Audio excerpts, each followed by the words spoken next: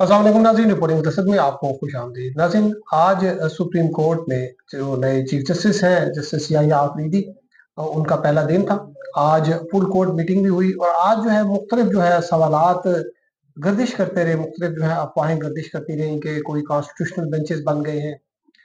और जो इसके अलावा जो फुल कोर्ट जो मीटिंग हुई है उसके हवाले से भी बहुत सी कयास आराइयाँ चलती रही हैं। इस वक्त हमारे साथ नासिर इकबाल साहब मौजूद हैं। नासिर इकबाल साहब जो है सीनियर सहाफ़ी हैं, सुप्रीम कोर्ट जो है कई दहाइयों से कवर कर रहे हैं। नासिर इकबाल साहब, ये आज जो फुल कोर्ट मीटिंग हुई है, इसमें क्या जो है लोग कह रहे थे कि जी अब ये वाले भी फैसले हो जाएँगे, वो भी हो जाएँगे, क्या होगा? दूसरी का हक अदा कर दिया। नहीं देखिए, फुल कोर्ट में ना जुडिशियल कमीशन के जो जो एजेंडा है उस पे नहीं आ सकते। वो उन्होंने अपनी एडमिनिस्ट्रेटिव डिसीजंस लेने थे और जो वो कॉन्स्टिट्यूशनल कोर्ट जिससे बनाई जाएगी। नहीं नहीं वो नहीं, वो जुडिशियल कमीशन ऑफ पाकिस्तान ही करेगा। ये उन्होंने बेसिकली सिर्फ और सिर्फ केस मैनेजमेंट के हवाले से किया, क्योंकि अब अपेंडेंसी बढ़ गई है, 59,000 के करीब हो गई है। और आपको पता है कुछ अरसे में जो आपस में जजेस की आपस में बिकरिंग थी, जी, जी, जी, जी। तो बहुत सारे जजेस जो थे वो केस तो उनके सामने लगते थे पर वो केस सुनते भी नहीं थे। ज़्यादातर छुट्टियों में रहते थे, या आते थे तो वो पार्ट हर्ट हो जाता था, या वो केस टेक अप ही नहीं करते थे, ऐसा भी होता रहा। तो अब ये इस तरह वो बढ़ती गई हैं। फिर फुल कोर्ट्स होती थी, उसमें टाइम बहुत लगता था, लार्जर बेंच जब बैठी होती है, तो आम लोग सफ़र करते हैं। तो अब उन्होंने उस सिलसिले में वो आपको याद है सीनियर अटॉर्नी जज हैं सैयद मंसूर अली शाह साहब, उन्होंने एक केस मैनेजमेंट सिस्टम, एक प्लान बनाया था, स्ट्रेटजी बनाई थी 2023 में। हाँ, वो उनको इम्प्लीमेंट वो उनका करने का था मौका कि नहीं मिला। मतलब वो था कि हम्म। वो जब चीफ जस्टिस बनेंगे तो उसको इम्प्लीमेंट करेंगे। तो फुल कोर्ट ने बेसिकली वो इम्प्लीमेंट वो जो प्लान था ना, वो उसको अडॉप्ट कर लिया। ड्यूरिंग द मीटिंग जो रजिस्ट्रार साहिबा हैं उन्होंने ये उनको बताया कि एक तो ब्रीफिंग दी कि इतना केसेस बढ़ गए हैं और फलां केस इतने हैं, फलां क्रिमिनल केसेस इतने हैं, सिविल केसेस इतने हैं, कॉन्स्टिट्यूशनल केसेस इतने हैं, वगैरह वगैरह। फिर साथ ही उन्होंने बताया था कि ये एक प्लान भी था। तो फिर सैयद मंसूर अली शाह साहब जो थे वो वाया लिंक थे, मीटिंग में शामिल थे। यानी वो वैसे तो वो उम्रा के लिए गए हुए हैं, लेकिन वो वहां से बाहर से उन्होंने वीडियो लिंक के जरिए इस मीटिंग में शिरकत भी फरमाई है। अच्छा, तो मतलब उस मतलब जो ताल्लुकात थे वो ठीक हो गए, जो नहीं देखिए, नाराजगियां। नाराजगियां देखिए उनसे तो नहीं थी ना। नाराजगी तो ये तो पुरानी दोस्ती भी है। नाराजगी तो जस्टिस काजी फायज के साथ थी। मतलब इससे तो ये जाहिर होता है कि जैसे मंसूर अली शाह जो है वो अपना टेन्योर जो है वो 3 साल वो पूरा करेंगे, क्योंकि अगर वो इंटरेस्टेड ना होते तो वीडियो लिंक से वो मीटिंग में शरीक भी ना होते। देखिए, मैंने आपको आपके पिछले प्रोग्राम में मैंने वहाँ कहा था, जब आपने खबर दी थी ना कि जजेस सरप्राइज देंगे, तो मैंने आपको यही कहा था सरप्राइज होना होता तो पहले दिन हो जाता। और दूसरा सरप्राइज बेसिकली ये था कि जो रेफरेंस था उसमें कुछ जजेस नहीं आए थे, 5 जजेस नहीं आए थे, बस यही सरप्राइज था। तो अब ये कि जजेस जो है वो बाकायदा बड़ी हैवी किस्म की जो कॉज लिस्ट है वो इशू हो चुकी है, और बेंचेस बैठे काम कर रहे हैं, उसमें केसेस हैं, काफी सारे केसेस हैं। तो वैसे ये मखसूस नशिस्तों वाला जो है उसका क्या होगा? ये तो अभी फुल वो तो कोर्ट। देखें कॉन्स्टिट्यूशनल बेंच ही सुनेगा। अभी कॉन्स्टिट्यूशनल नहीं, बेंच आज ये भी सुनने में आता कि फुल कोर्ट शायद बनेगी, उसके लिए क्या होगा? देखिए, अब ये तो चीफ जस्टिस की डिसीजन है वो। चीफ जस्टिस की डिसीजन जो है, क्योंकि वो 199 जो कॉन्स्टिट्यूशन प्रोविजन है, आर्टिकल जो है उसके तहत फाइल हुई थी। और जो आइन में लिखा गया है कि जो हाई कोर्ट से 199 की पिटिशन ऊपर आएगी वो कॉन्स्टिट्यूशनल बेंच सुनेगा। देखिए, बात दरअसल है कि इसको फुल कोर्ट ही सुनना चाहिए, जो पहले भी फुल कोर्ट ने सुना था ना। लेकिन उस पे तो अभी रिव्यू है। तो रिव्यू उतने ही मेंबर बेंच सुनता है ना, यही तो अच्छा, क्योंकि प्रॉब्लम है। जस्टिस तो काजिम फाइज उस पे ईसा जो अभी है। कोई डिसीजन नहीं है ना। अभी मैं अच्छा, वही तो अभी आपको डिसीजन समझाने नहीं। के कह रहा हूँ कि कुछ दिनों में ये चीजें क्लियर होनी शुरू हो जाएंगी। अभी मजीद कोई मीटिंग्स चीफ जस्टिस साहब ने कॉल किया हुआ है, तो वो जो है आहिस्ता आहिस्ता, आपको पता है सुप्रीम जुडिशियल काउंसिल की भी मीटिंग 8 को एक्सपेक्टेड है, देखें उसमें क्या होता है। तो मैं कहने का ये मकसद है कि आहिस्ता आहिस्ता ये चीजें सॉर्ट आउट होंगी। तो अभी वैसे भी आपको याद होगा, मैंने आपको शायद पहले भी बताया था कि चीफ जस्टिस साहब ने हर एक जो भी मेंबर मिलने गए थे, और जो बार काउंसिल्स और एसोसिएशंस मिलने गए थे, तो चीफ जस्टिस साहब ने हर एक को यही कहा है कि मुझे कम से कम 2 महीने दे दें। 2 महीने के बाद हम मीटिंग्स भी किया करेंगे और आपकी बातें भी सुना करेंगे, लेकिन 2 महीने तक मुझे कुछ चीजें स्ट्रीमलाइन हो जाने दें, उसके बाद देखेंगे। अच्छा ना सर, एक और चीज जो ये थी कि जो 26वीं आईनी तरमीम है उसके खिलाफ जो है वो कुछ पिटीशंस भी आई हैं। उनका क्या मुस्तकबिल है और उनको कौन सुनेगा? यार बात सुनिए, ये जो चीफ जस्टिस साहब ने ओथ लिया है तो नए कॉन्स्टिट्यूशन के मुताबिक लिए ना, जो जो अमेंडेड कॉन्स्टिट्यूशन पिटीशन है उसके तहत लिए।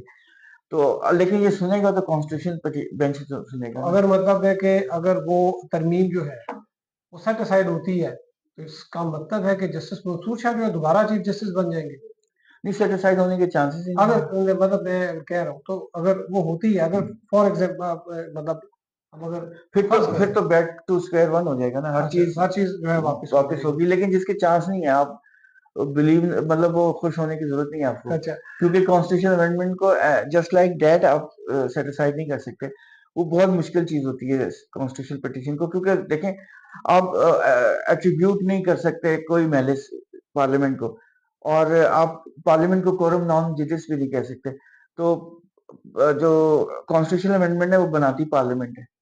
तो अब मतलब जिस तरह से आज जो मीटिंग हुई थी, जो जैसे मंसूर अली शाह जो है उन्होंने बाहर से जो है मीटिंग अटेंड की वीडियो लिंक के जरिए उम्रे में, तो इसका मतलब है कि जो नए चीफ जस्टिस हैं जो कि 26वीं तरमीम के तहत ही आए हैं, तो ये जो तरमीम है वो जजेस ने किसी हद तक मान ली है। देखिए, सीधी सी बात है, ये आप जो है ना खाम खा का जो है ना यूट्यूब ज्यादा देखते हैं, उसके प्रोपेगेंडा में रहते हैं। पार्लियामेंट का काम है लॉ बनाना और कॉन्स्टिट्यूशन अमेंडमेंट करना, ठीक है। सुप्रीम कोर्ट का काम मानना या मानना नहीं है।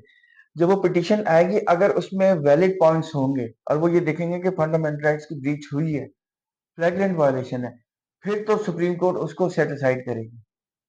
मानने या ना आने वाली कहानी नहीं अच्छा, होती। यूट्यूब से याद आया कि यूट्यूबर्स जो है हमारे दोस्त हैं मतीउल्लाह जान वगैरह और असद टूर वगैरह, उन्होंने जो उस दिन सुप्रीम कोर्ट में जिस काजी फाइज़ को फेयरवेल दी है, तो उसके बाद सुना है कोई जो है वो सुप्रीम कोर्ट ने अब कोई सख्ती कर दी है सहाफ़ियों पे। यार बात यही है कि अब साथियों को ये कहा जा रहा है कि आप हर जगह यूट्यूब नहीं बनाएंगे। दूसरा, एंट्री भी रिस्ट्रिक्टेड कर रहे हैं। अब ये नहीं पता कि अब क्या होगा, लेकिन वो चाह रहे हैं कि ज्यादा सहाफ़ी ना आए। अब यही मसला चल रहा है, अभी ये सॉर्ट आउट करना है, इसको कोशिश कर तो रहे हैं। कितने सहाफ़ी अलाउ करेंगे? मतलब वो बहुत कम सहाफ़ी को अलाउ एक करना चैनल चाह से एक बंदा। एक चैनल से एक बंदा नहीं, वो तो अंडरस्टूड है कि एक चैनल से एक ही बंदा होना चाहिए। वो हर चैनल को भी अलाउ नहीं करना है, तो ये एक जरा सॉर्ट आउट करना है। ये तो मुमकिन नहीं है ना कि आप डिस्क्रिमिनेट करें कि फला चैनल आएगा फला नहीं आएगा। तो ये अब फिर जरा तो मसला ओपन है, कोर्ट का कांसेप्ट जो है वो वो खराब होता है। खराब होता है कि ओपन कोर्ट का कांसेप्ट तो चलिए लेकिन हमारे दोस्तों ने भी तो देखें, अब मैं आपको क्या कहूँ, आपने खुद देखा कि बहुत सारी अथॉरिटी को मिस जो आपको परमिशन थी उसको आपने मिसयूज भी किया, हमारे कुछ दोस्तों ने। तो आप अपना खुद ही कोई अपना ज़ाब्ता अखलाक बना लेते और कहते कि भाई ये हमारे पैरामीटर हैं, आपने इसमें रहना है। यार बात सुने, एक दफा नहीं कई दफा है, कोई नहीं मानता। और यूट्यूबर्स तो वो किसी डिसिप्लिन में नहीं है। तो नैसर वाले ये जैसे याया अफरीदी जो है ये जो संगीन गद्दारी केस था उसकी भी जो है ये प्रिजाइडिंग ऑफिसर है, उसमें भी सहाफ़ियों की एंट्री का मसला था, उसमें कुछ सर्टेन रिक्वायरमेंट थी, कोई पैरामीटर थे, उनको फॉलो किया जाता, तो ये सोशल मीडिया भी नहीं था। लेकिन आप आगे क्या देख रहे हैं कि इनके जो नए चीफ जस्टिस हैं उनके मीडिया के साथ कैसे ताल्लुकात होंगे? फिलहाल तो अभी से तो शुरुआत ही गलत हो गई है। आगे का मुझे पता कोई नहीं है। तो अभी तो कोई इतने अच्छे वो नहीं है। अभी हमारे जो मीडिया के दोस्त हैं वो खुश नहीं है, क्योंकि देखें सीधी सी बात है, आपके पास जो राइट्स आ जाते हैं ना, उनको अगर एकदम स्लब किया जाए तो मतलब ये आप उसके आदी हो चुके हैं ना। इसमें मतलब एक बात ये भी कही जा रही है कि जस्टिस जो काजी फायज ईसा थे वो बड़े मीडिया फ्रेंडली थे, शुरू में उन्होंने मीडिया को काफ़ी, और जैसा मतीउल्लाह जान जो है जब उनको अगवा किया गया था वो उनके घर भी चले गए थे। इस तरह असद टूर जो है वो उनके भी जो है उनके साथ अच्छा था, कईयूम सिद्दीकी के साथ भी उनका अच्छा इंटरेक्शन होता था। तो अभी मेरा ख्याल में वो सारी चीज़ें जो है वो रिवर्स हो जाएँगी। नहीं, इंटरेक्शन उस तरह तो नहीं होगा, यहिया साहब, जस्टिस यहिया तो नहीं मिलते किसी से। तो दूसरी बात ये है कि काजी फाइज सर क्या वो बात मतलब ऑब्जर्वेशन कभी कभी सख्त होती थी, लेकिन उन्होंने ये कभी नहीं किया कि रिस्ट्रिक्ट कर दिया, बैन कर दिया, वो सारी चीजें नहीं थी। लेकिन इन्होंने तो आते ही ये सब चीजें वो बंद करना शुरू कर दिया। ये बड़ा खतरनाक है।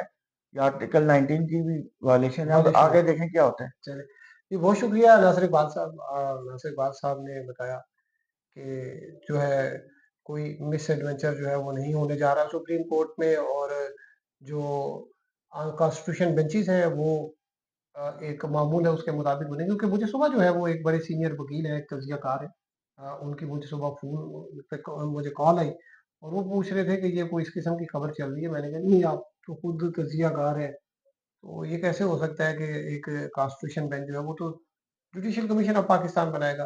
खैर, जो नए चीफ जस्टिस साहब आए हैं या आफरीदी, मैं तो एक्सपेक्ट कर यही कर रहा था कि वो मीडिया फ्रेंडली नहीं है, क्योंकि उनके जिस तरीके से उनके बारे में उनकी शोहरत सुनी, ताहम अब मीडिया के लोग जो है उनको काज़ी साहब की जो है वो याद आ रही है उनके जाने के बाद। आपको हम अपडेट करते रहेंगे, अब तक के लिए इतनी हमारे साथ रहने का शुक्रिया। अल्लाह हाफ़िज़।